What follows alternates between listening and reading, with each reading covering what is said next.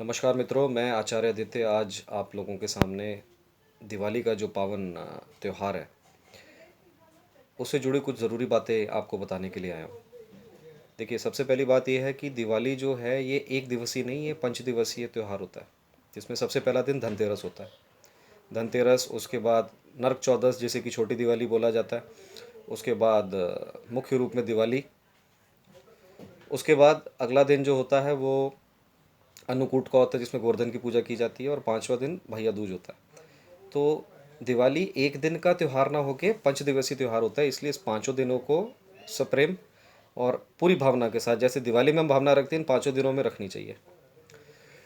दूसरी बात, देखिए, लक्ष्मी जी के वाहन को लेके मैंने देखा है कि काफ़ी कन्फ्यूजन रहती है, अलग अलग मत चलते हैं। देखिए, लक्ष्मी जी का वाहन उल्लू नहीं है। लक्ष्मी का जो वाहन है वो गरुड़ बताया गया। देखिए, भगवान विष्णु का वाहन गरुड़ है, तो जाहिर सी बात है महालक्ष्मी का भी जो वाहन है वो गरुड़ होना चाहिए। देखिए, उल्लू हमारे यहाँ पे अच्छी बातों का, अच्छी चीज़ों का प्रतीक नहीं बताया गया। और ये भी माना जाता है कि समुद्र मंथन में जब अलक्ष्मी, जो कि लक्ष्मी की बड़ी बहन है, वो जब प्रकट हुई थी तो उनकी सवारी उल्लू था।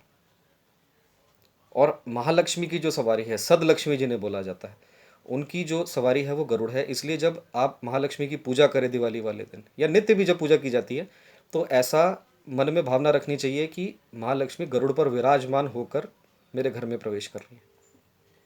तो उल्लू को सवारी ना मान के गरुड़ को आप महालक्ष्मी की सवारी माने।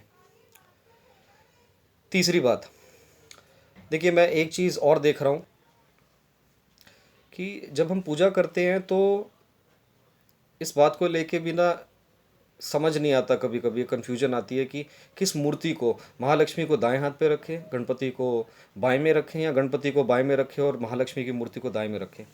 देखिए, ये जो कैलकुलेशन है, ये जो कॉम्बिनेशन है, ये महालक्ष्मी और गणपति की पूजा में लागू नहीं होता। It is not applicable. पति पत्नी की जब पूजा की जाती है, जैसे अगर आप नारायण की और लक्ष्मी की पूजा करते हैं, तो महालक्ष्मी जो वाम भाग में रहती है, उल्टे हाथ पे। पर महालक्ष्मी का और गणपति का जो संबंध है वो माँ और बेटे का है। इसलिए आप गणपति को दाएं हाथ पे रखें महालक्ष्मी के, या बाएं हाथ पे रखें, उससे कोई फ़र्क नहीं पड़ता।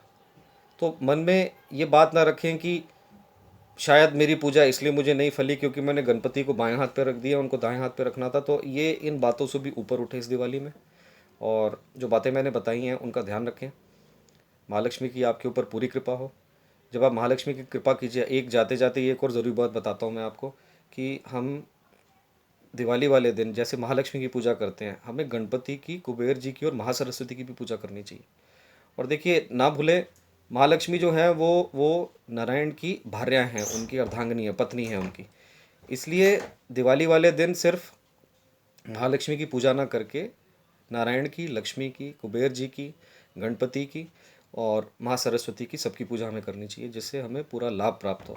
और लक्ष्मी अपने एक रूप में ना आके अपने अष्ट रूप में आके हमारे घर में विद्यमान हो, और हमारे पर अपनी कृपा बना के रखे। तो दोस्तों, इस वीडियो में इतना ही। अभी अगले वीडियो में कोई और ज़रूरी बातें आपके पास लेके आऊँगा। तब तक के लिए आचार्य आदित्य इज साइनिंग ऑफ, आपसे विदा लेते हैं, और मैं अगला वीडियो लेके जल्दी आपके पास आऊँगा। नमस्कार।